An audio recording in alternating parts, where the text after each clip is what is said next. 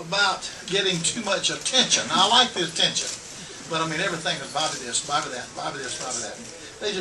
I've never been treated so royally. I think Ann felt the same way.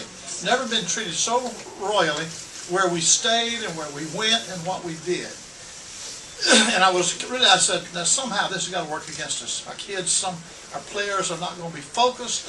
Their attention is going to be divided or something like that. And then the way that game started off, I said, yep, that's exactly what's happened. These kids got all wrapped up in this Bobby Bowden leaving thing, and they ain't ready to play football. But they got better and better as the game went on. I thought it was an excellent football game. I thought that number 7 was one of the best backs. I can't remember much better back than that number 7. You know, he's a Florida boy. And our kids just kept fighting. EJ did a tremendous job as a redshirt freshman quarterback. Reminds me of old Chip Ferguson, who started down here in 1985. We played Oklahoma State in the Gator Bowl. He was a redshirt. I think he might have been a pure freshman, or probably a redshirt freshman. And he was most valuable after the game that year. But I was really pleased with not OJ, but EJ. And then of course 38 ran real good. We needed somebody to counter that number 7. If number 7 is going to get 200 yards, somebody on our team's got to get 150. Just try to hang in there with him. So Jermaine did that. Offensive line played good all year. I can't remember them having a bad game. They played good all year. Our kicking game was one part of our game that we never lost all year. You know, you got offense, you got defense kicking. There were times when our defense got killed. There were times when our offense got killed. But our kicking team never lost. Not that they won, but nobody beat us for the kicking game. So they held up again today. Y'all ask some questions? Yes.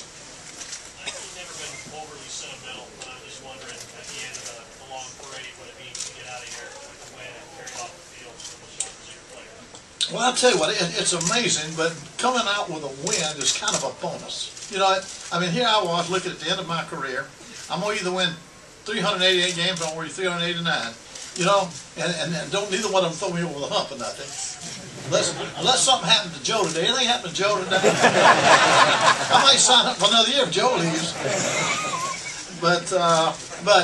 So anyway, the winning was really a bonus. You know, knowing that your last game, to be honest, it's kind of interesting. I'm interested in this retirement business. You know what? I ain't got to set my alarm no more.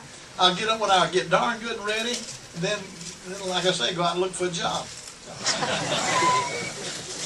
Bobby, could you talk about that brief ride on the shoulders?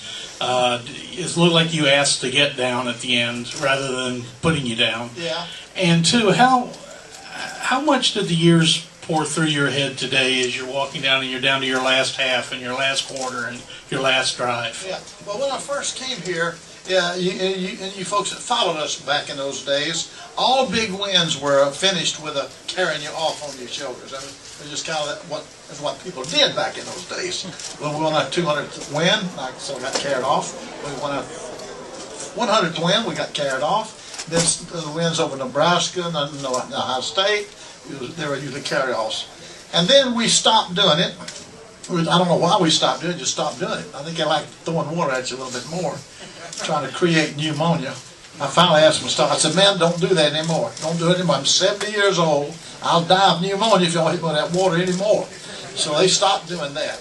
But today, when we came off the field, some of them asked me, can we carry you off? And I said, well, yes, if y'all want to. I don't want anybody thinking it up. But if y'all want to do it, I'll let you carry me off the field. Well, they must have sent the littlest guys ahead because they couldn't. They couldn't even lift me up, you know. And so anyway, I ended up walking on the field, but they were determined, I guess, to get me on their shoulders. So they did that when I came off that stage. I don't know how far they would have carried me, but I finally got them to put me down. Why? Well, we're about out of space. We're going to run in that wall over there. If I failed, it'd be into the stadium. So, no, I thought it was about time to get down. Bobby, you ran down and threw your hat into the stadium for a minute. That was to the band. That was to the band. I used to do that all the time. When our band sat on the other end of the field, when I would come off the field, I always threw the band my hat. You know what? Then we changed the stadium around and put them way down there. So I always came off this end, and it was way down there. I never could throw my hat. When we play away from home, sometimes they'd be where I could throw my hat. Maryland, I could always throw my hat because they put them down there where I came off the field. So I look down there to see how high up they are. Sometimes they're so high up I can't get my hat that high. And I said, "Dadgummit, I'm going to go in. That's my last game. They can't give me more than 15 yards. And so I'm going to throw that hat up there for the last time to the band because they mean so much to me.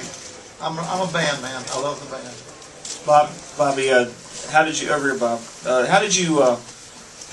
feel about planting the spear? Was that fun? Yeah, that's why I used to try to throw a javelin in college, and it would just kill me when it wouldn't stick up. Throw that thing down, it just stick. So I was wondering if that thing's going to stick, you know. But I got it on my first shot, so I could be a pretty good spear thrower, I believe. Coach Allen, what went through your mind when you came off out of the car and you saw that gauntlet of football players that go all the way back 30 years? And you remember when you saw that? That was the most emotional thing I have had. I was determined I ain't crying. I ain't gonna cry. I don't care what anybody said. You know, I was determined I ain't gonna cry. But I tell you what, the closest I came is when I walked through them players and the fans. That was pretty tough. Could you tell us what your most cherished victory and disappointing loss was at West Virginia? At West Virginia? West Virginia. No. Well, you know, I really can. I can pin that down. The best win we had was in '75 when we beat Pitt with a McKenzie field goal in the last 4 seconds. When he kicked it through there, I looked up the scoreboard. Game was over. You know, I think we won 17-14. Johnny Majors was the head coach at Pitt. Tony Dorsett was their great back. We held him to 106 that day. You know? Now that was the biggest win I can remember of all of them. Now the worst loss, not even close. You remember? Pitt, 36-35. Yeah. Whew, I like to die. Ann, just like Ann said, it's the only time she ever cried. We had them 35-8 at the half. We're killing them. Second half, we couldn't even make a first down. And I tell you what, now I learned something. You never had me sitting on the ball again, had you? I get accused of running up a score. You darn right. I sat on it when we were ahead 35-8. I said, we're going to win this thing. And lost, and I said, I'll never sit on it again. And I ain't. Don't have to worry about it more, though. Who else? Coach Bowden, you had said all year you thought this team was close. They're very young. I know you're disappointed you're not going to get to coach them next year, but what do you foresee for this team going forward in 2010 and beyond? We've got to get our defense cranked up. I really felt like our offense played as good as we used to play back in the 90s. I thought our offense was that productive, but we simply couldn't stop people. You score 44 points against Tech and lose. You score 34 against Miami and lose. You know, I mean, we used to score 20 points. You can win that game. You know, so we've got to build up that defensive football team, and maybe they will. But that's probably been one of the biggest. That's one of the big problems we've had. I don't think it's our coaching as much as it is. We've got just don't have the talent I think that we had when Marvin Jones and Derek Brooks and a lot of those guys were playing for us. Now they can get that. They'll get that. I think this crew that he's going to bring in here are going to be good recruiters.